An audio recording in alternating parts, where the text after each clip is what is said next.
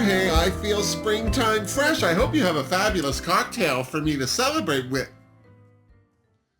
Hey dolls, it's me, Wilma Fingerdoo, with the Fingerdoo review of RuPaul's Drag Race Season 15, Episode 10, and, well, to kick things off, I need to thank this week's tipperders, all of which used the YouTube thanks button located just below this window. James Amala, James Montgomery, Sue Morris, Michelle D, Anakak Epsilon 1981, DJ Tenzin, and Iliarchon 30. I hope I said all of those right. Thank you, dolls. I love you all. Seriously. I also have a Redbubble model to ooh and ah over. Say hello to Instagram's Liz Royke. I love a supermodel with just one name. Liz Royke is rocking the classic Lar de Souza Jorge Drink Me design on, not now, just give me a second, on a black tank top. When Liz Royke sent me these pics, he said he had a good time with me on his belly. Not the first time I've been told that. I'm so serious. I love you, Liz Royke, and if you'd like to become a Redbubble model, just shoot me a pic of you modeling one of the dozens of designs by Lar de Souza or Denise Cherneau on any of the products available from my Redbubble store. The best ways are on Instagram or Twitter. And the link to my story is in the description box down below. I'd also like to send a shout out to Jane McNaughton in New Zealand, who's been dealing with some health issues lately. Kiara Jane, hope you're feeling right as rain soon. Seriously. Now, Jorge, drink me. Oh, thank you, Jorge. What is this? Just some pink lemonade and tequila? Well, I'm not going to complain. I'll tell you what. Olay! So, let's get to it. As sad as the queens were to say goodbye to Spice, they all got over it pretty quick, and none quicker than Estides, who was relieved for another week of, well, winding up in the bottom. I say that with love. But I also say this, Estides does a much better job lip-syncing than she does in the challenges, and I predict she'll end up snatching Jax's crown as lip-sync assassin of season 15. I'm so serious. Of course, Sasha was congratulated on being the first queen out the season with 2 wins. Even Lux had a kind word or two for her, which made Loosey's "I've already won 3" comment, well, come off as bitter and delusional. What? Has she been reading The Secret? Is she trying to manifest a reality with the power of positive thinking? Because I'm starting to wonder. Loosey clarifying that she'd won too many challenges and the Snatch Game didn't help matters. Yes, it's good to win a mini challenge, but the only people who ever count them as a win are the queens who haven't won a maxi challenge, am I right? I get it, Loosey's frustrated, but that's her problem. She thinks the other queens don't see her as a threat, and, well, she's right. All her whinging about not being in the top has made her look desperate to the other queens. And if we've learned one thing watching Drag Race, it's that desperate queens don't win. Seriously. My YouTube friend Max Perez said it best when they commented that for someone named Loosey, she sure is uptight. Max ain't wrong. Of course, Mistress giggling at everything Loosey said wasn't helping either.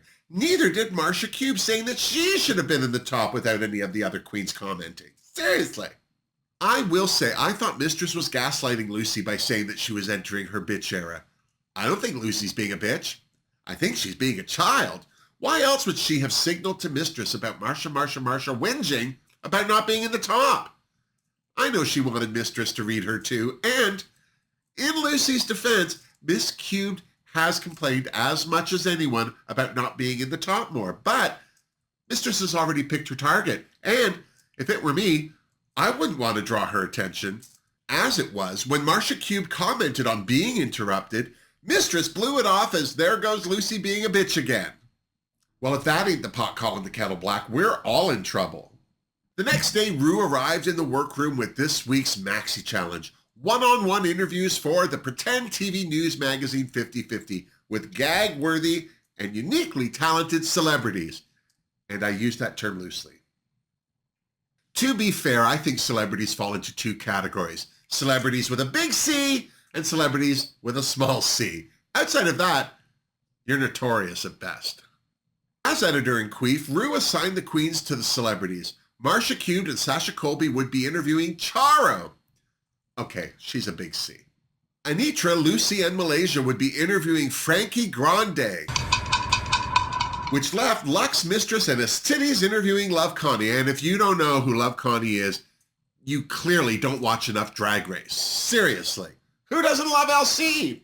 Okay, in all seriousness, I want to commend the producers at Drag Race for picking these three personalities for this challenge. They are all loose cannons that are larger than life and prone to taking over when in an interview situation. What I'm saying is these queens had their work cut out for them. No one was getting a free ride here, so I, for one, was excited for this challenge. Each celeb would do 3 different interview segments with each group of queens. The walk and talk, very Diane Sawyer, the activity interview, aka morning television, and finally, the classic sit-down one-on-one, aka Oprah. Of course, Team Charro would be the only team doing 2 of the 3. On Team Love Connie, Estides wanted to do the sit-down interview because, well, she used to have a podcast and felt that the one-on-one was in her wheelhouse. I was hoping that Estides would do well with this challenge, not because she needed it, which she does, but because she has a larger-than-life personality that could go toe-to-toe with someone as larger-than-life as Love Connie. To be honest, I was more worried for Lux and Mistress being able to keep up in their interviews, I'm just saying. Over on Team Frankie, Lucy surprised me by actually knowing a thing or two about Frankie Grande, so I think she was right to take the sit-down interview. Over on Team Charro, the biggest hurdle for Sasha and Marcia seemed to be understanding Miss Coochie Coochie's accent, but they seemed to be confident enough in their skills that they had time to judge the other teams. Just as they were reading Mistress, Mistress noticed. If there's one thing we've learned this season is you don't want Mistress noticing you. Right away, she started throwing doubt at Marcia's abilities. What else did she have to do? All the interviews were filmed in one take without cutting away, and the teams had to film their intros and outros live as the other teams watched their video feed in the workroom. Team Love Connie went first. I thought they did a great job introducing their interviews, and, well, then it went cattywampus. Estides seemed extremely preoccupied during her interview. She was either too caught up in trying to be as funny as Love Connie or trying to remember her list of questions. Either way, it was obvious that Estides wasn't listening because, well, she interrupted LC more than a few times. Just saying. Lux did better, but only just. She didn't seem to get anything Connie said as a joke either, but I gave Lux snaps for getting into a golf cart with her and knowing that it was Love Connie who played Maurice in Legally Blonde in the beauty salon bend and snap scene. Snaps for Lux. I have to admit, I was surprised that Mistress didn't do well. Karma a bitch. Love Connie completely overshadowed her, and because of that, I felt that there were many missed opportunities for Mistress to go in deep where LC's Chocolate Factory was concerned. You heard me. Team Charro was next, and what can I say? Sasha did well. She just let go and let Charro. Sasha still threw in a little Colby spice while tossing Charro's salad, but for the most part, she just followed Charro's lead and laughed at everything. Coochie coochie. Marcia's sit down with Charro was like watching a white girl caught in the headlights. No matter how hard she tried, it was clear that Miss Cubed had no idea what the hell Charro was saying. To be fair, neither did I. Last up was Team Frankie, and Lucy kicked things off with her sit-down with Miss Grande. I thought Lucy did a good job. She and Frankie worked well off each other and seemed to get along. That's because Frankie hasn't been in the workroom with Lucy. Tell me I'm wrong. Anitra's walk and talk was next, and I thought she had one of the best interviews next to Sasha's. She and Frankie took a leisurely stroll around the studio, getting in their steps and, well, stretching it out, and for the most part, seemed to genuinely get along. So long to Anitra's resting bitch face, I think that helped. Malaysia's food segment was last, and although it wasn't horrible, it wasn't great either. Malaysia seemed so timid that it felt like Frankie was interviewing her. And here I thought Malaysia would do well in the kitchen. And I don't mean that in a big girl way. And then it was time to get ready for the runway. Because the runway theme this week was Night of 1,000 Beyoncés, Sasha told her Beyoncé-adjacent story. Apparently, Sasha knew some of Beyoncé's dancers back in the day, and quite possibly, Sasha Colby was the inspiration for Sasha Fierce. Just saying. Mistress didn't buy it. And then it was time for the runway. Rue looked good in her Grecian champagne gown. I have to admit, I love her in an updo. Michelle was looking beautiful in blue, and can I just take a moment to compliment her on her weight loss? Don't get me wrong, I've always thought Michelle looks beautiful, no matter what her size, but she's killing me with those cheekbones. Seriously! Joining her and Rue this week was T.S. Madison, who was also looking gorgeous. But how she and Michelle were doing remained a mystery because, well, for the first time in Drag Race history, the editing didn't allow for any comments from either of them. I blame Love Connie's ramblings. Category is Night of 1,000 Beyoncés. Luxx looked fabulous in Beyoncé's Bob Mackie tribute to Tina Turner at the 2006 Kennedy Center Honors, but then who wouldn't? Even Rue wore this look and killed it. Still, Fingerdoo for Luxx. Mistress went the comedy route in a classic Destiny's Child at their 2001 Grammys look, which included her own Children of Destiny. I didn't love how this looked because the puppets were distracting, but it did make me laugh, and Mistress's makeup was gorgeous, so I gave her a Fingerdoo. Just the one. As titties look gorgeous in Beyoncé's 2004 Grammy look, I think this is the best she's looked on that runway all season, so I absolutely gave her a Fingerdoo. Seriously, look at that. Sasha killed it in Beyoncé's 2006 BET Awards look, so she got a Fingerdoo. Marsha's Beyoncé-inspired look from the Tidal X Brooklyn 2017 charity event looked expensive, and she looked good in it. Fingerdoo for Miss Cubed. Anitra's look from Beyoncé's On the Run tour was also worthy of a Fingerdoo. Malaysia's take on Beyoncé's 2018 Golden Citizens Festival was impressive. And Loosey's Beyoncé at the 2011 VMAs, well, it was meh for me. Beyoncé definitely wore it better, but that's because she's Beyoncé. Still, I gave Loosey a Fingerdoo. And then it was judgment time. Marsha, and Anitra were safe. I bet Marsha loved that. Luxx was up first, and Michelle was impressed with how she kept up with Love Connie in her interview, while Rue gushed all over her runway look. And I don't mean that in a messy way. As Mistress had predicted, no one was impressed with her interview, but everyone loved her runway, while Rue especially loved her makeup. Watch out, Raven. As Titties was next, Michelle loved her runway, but didn't enjoy her interview because, well, she kept interrupting Connie. Everyone loved Sasha's runway, but they loved how she kept up with Charro without trying to one-up her. Rue even thought Sasha was a natural on TV. Just saying. Malaysia's runway was a definite fave, but T.S. noticed that Frankie interviewed her as opposed to the other way around. Malaysia admitted that, well, she does get intimidated. It's Frankie Grande. Loosey was clearly one of the top queens this week. Her runway was well received and her interview was great. Thank God.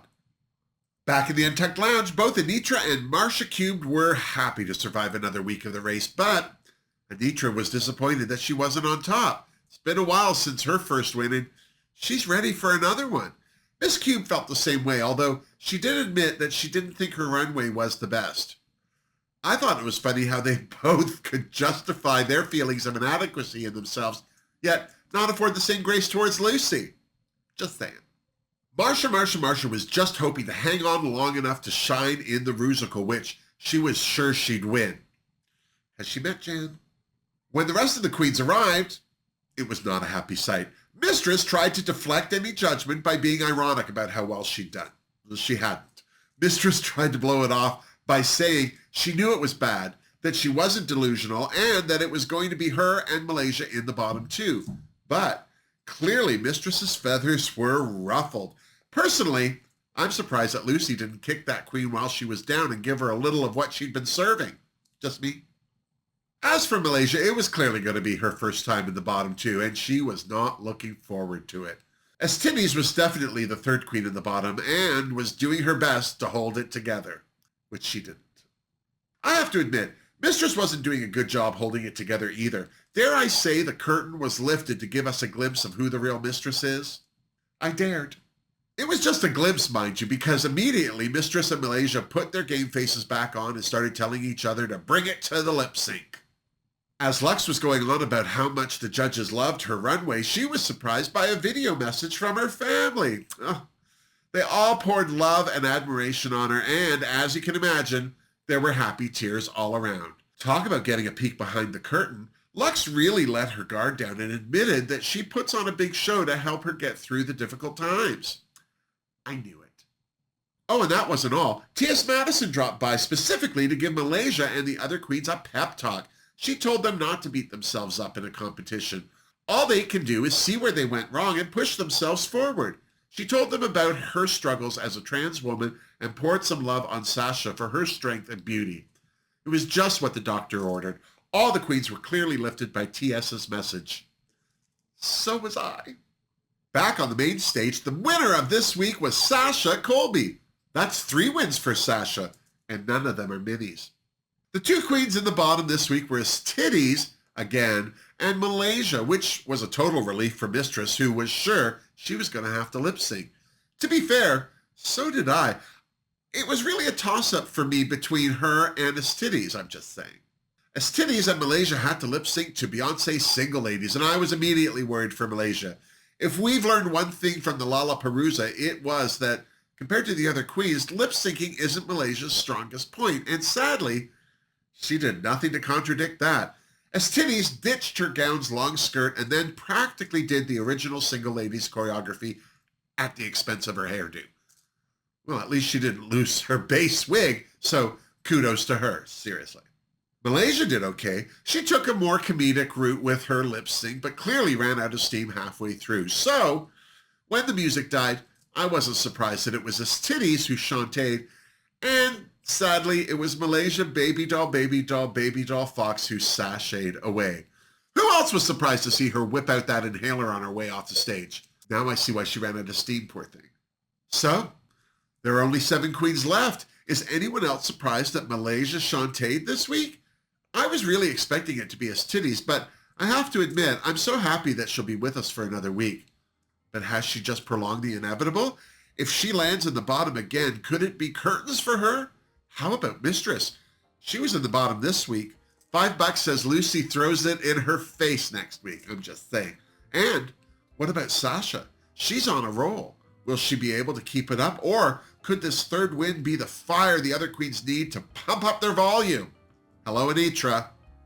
Either way, all we can do is tune into RuPaul's Drag Race next week to see how it all plays out. And when you're done, you come on back and you see me so you and I can compare notes. Now, please don't forget to give this video a thumbs up if you liked it, subscribe to my channel if you haven't, and check out the links in my description box for ways you can help support the Fingerdoo review. Until next time, miss me! Mwah! Seriously. Oh, gosh. I'm so sorry that Malaysia went. She's a beautiful queen. But it's just a competition. It's not a read on how she is as a queen. It's just how she stacks up against these other queens. I often wonder what some queens that get eliminated close to the finale, how they would do if they were up against different queens. I think that's what All Stars is all about. But I don't know. Lucy's I hope that she's happy that she at least was in the top this week. I don't know, she probably thought she won. She had a good interview with Frankie Grande. I'm not saying I thought she won. The minute Sasha Colby threw those cards away, I knew she'd won. That was it. It was locked for me. But yeah, Lucy definitely gave her a run for the money. Anitra did a great job too, but I don't know, walking and talking with somebody you don't know, you're either good at that or you're not. I love talking to people I don't know. I expect so little from them.